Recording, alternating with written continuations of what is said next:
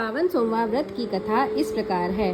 किसी नगर में एक अमीर व्यापारी रहता था। उसके पास धन दौलत और मान सम्मान किसी भी चीज की कोई कमी नहीं थी, लेकिन फिर भी वह हमेशा दुखी रहता था।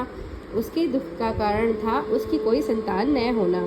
संतान प्राप्ति की इच्छा से व्यापारी प्रत्येक सोमवार का व्रत रखता था और शाम में शिव मंदिर जाकर शिव जी के समक्ष घी का दीपक जलाता था। उसकी सच्ची भक्ति देख माँ पार्वती प्रसन्न हो गई और भगवान शिव से उसकी मनोकामना पूरी करने की प्रार्थना की।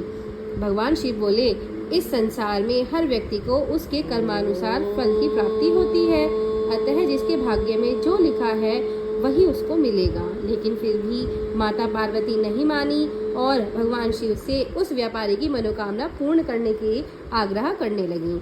अंत में भगवान को माता पार्वती की बात मानकर व्यापारी को पुत्र प्राप्ति का वरदान देना ही पड़ा। वरदान देने के पश्चात भोलेनाथ माँ पार्वती से बोले, मैंने आपके कहने पर व्यापारी को पुत्र प्राप्ति का वरदान तो दे दिया, किंतु यह 16 वर्ष तक ही जीवित रहेगा। तब उसी रात भगवान शिव ने उस व्यापारी के सपने में आकर कहा कि मैं तुम्हें पुत्र प्राप्ति का वरदान देता हूँ, लेकिन उस पुत्र की आयु 16 वर्ष तक ही होगी।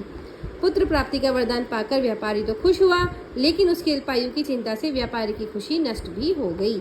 इसके बाद भी व्यापारी पहले की तरह ही सोमवार व्रत करता रहा। कुछ महीनों के बाद उसके घर में एक सुंदर पुत्र का आगमन हुआ, लेकिन व्यापारी ने पुत्र की कम आयु की बात किसी को भी नहीं बताई।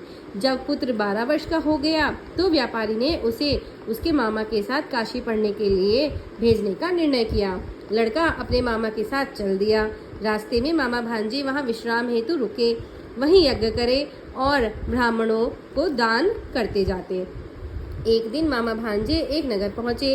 वो नगर बहुत खूब सजा हुआ था, क्योंकि उस नगर के राजा की बेटी की शादी थी। देखते ही देखते बारात आ गई, लेकिन वर का पिता अपने बेटे के एक आंख से काणे होने के कारण बहुत परेशान था। उसे भय था कि राजा को अगर यह बात पता चल गई तो वह उसकी शादी अपनी लड़की से नहीं होने देगा, जिससे उसकी बदनामी भी होगी। लेकिन जब वर के पिता ने व्यापारी के पुत्र को देखा तो उसने सोचा, क्यों ना इसी सुंदर लड़के को दूल्हा बनाकर राजकुमारी की शादी करा दूं। विवाह के बाद इसको धन देकर विदा कर दूंगा और इस राजकुमारी को बहू बनाकर मैं घर ले आऊंगा। वर के पिता ने लड़के के मामा से बात की। पैसों के लालच में मामा ने लड़के के पिता की बात मान ली। इसके बाद व्यापारी के लड़के और दूल्हे का वस्त्र पहनाकर राजकुमारी से विवाह करा दिया गया। शादी के बाद लड़का जब राजकुमारी के साथ लौट रहा था तो वह सच छिपा नहीं सका और उसने राजकुमारी के ओढ़नी पर लिख दिया कि राजकुमारी, तुम्हारा विवाह मेरे साथ हुआ है और मैं वाराणसी पढ़ने जा रहा हूँ, लेकिन अब तुम्हें जिस युवक के साथ भेजेंगे वह एक आंख से काना है। उसी के पिता ने छल से मेरी शादी तुमसे कराई है।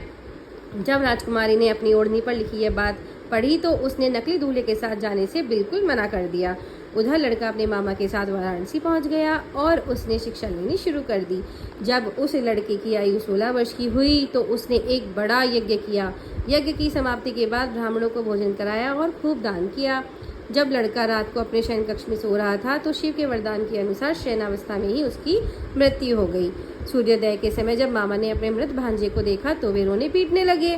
लड़के के मामा के विलाप भरे स्वर समीप से गुजरते हुए भगवान शिव और माता पार्वती को भी सुनाई दे गए।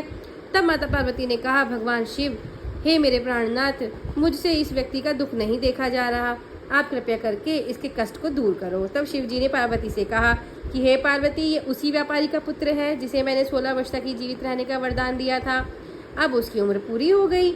माँ पार्वती ने फिर भी शिव जी से निवेदन किया कि उस बालक को जीवन दे दो, क्योंकि अगर आपने ऐसा नहीं किया तो उसके माता पिता भी अपने प्राण त्याग देंगे। ये व्यापारी हमेशा से ही आपके सोमवार व्रत करते आ रहा है, ऐसे में मनोकामना आपको उसकी ज़रूर पूरी करनी चाहिए। माता पार्वती के आग्रह पर शिव जी ने उसे जीवित कर दिया।